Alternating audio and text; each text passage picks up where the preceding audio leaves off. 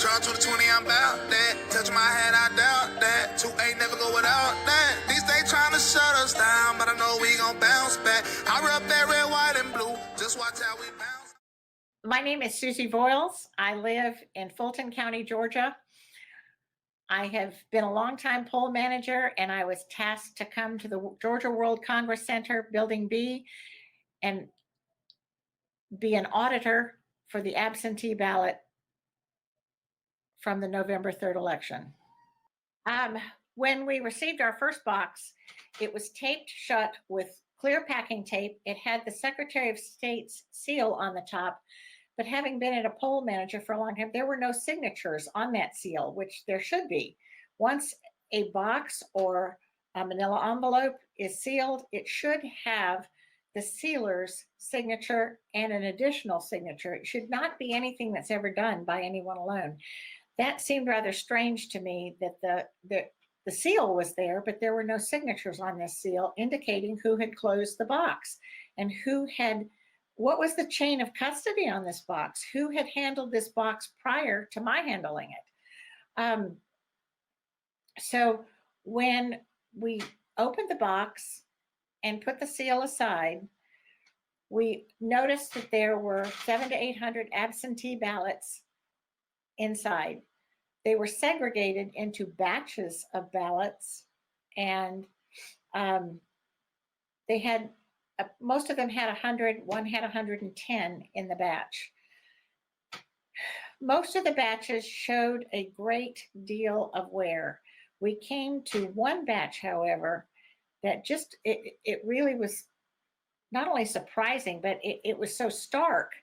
Having done this for years, I'm very familiar with how the ballots work, how they fold, how they feel, their general appearance. These ballots appeared as though the first one had been bubbled in by a person, but all of them were replicated exactly the same.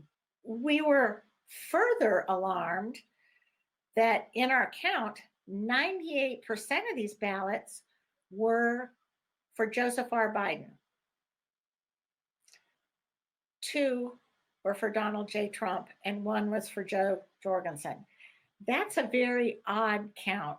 My coworker agreed with me that there was something very unusual about these ballots.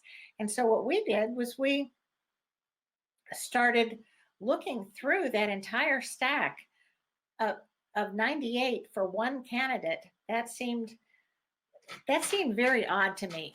Every single ballot was absolutely identical, and they appeared to be printed rather than with some sort of marking device.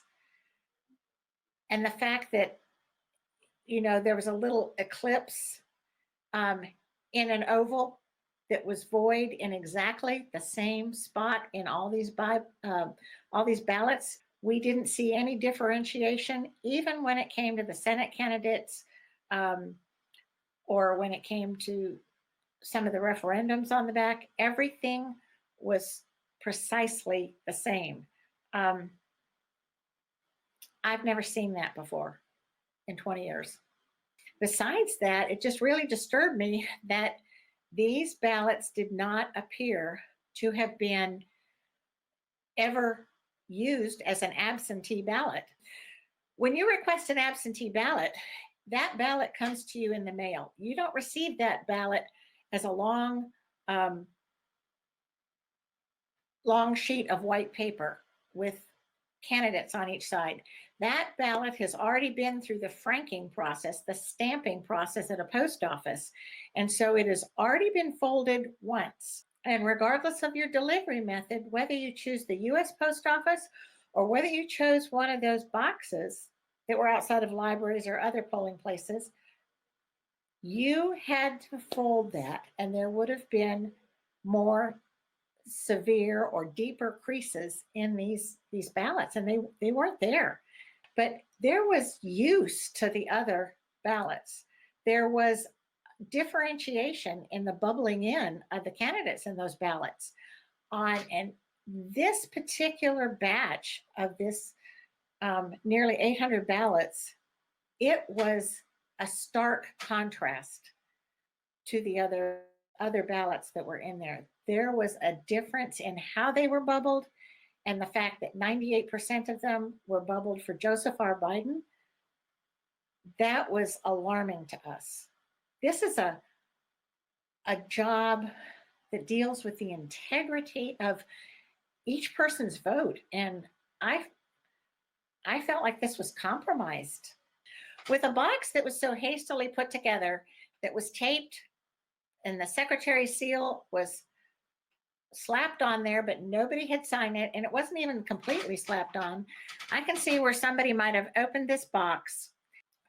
We were just 2 auditors at one table. This was just the first box that we were given.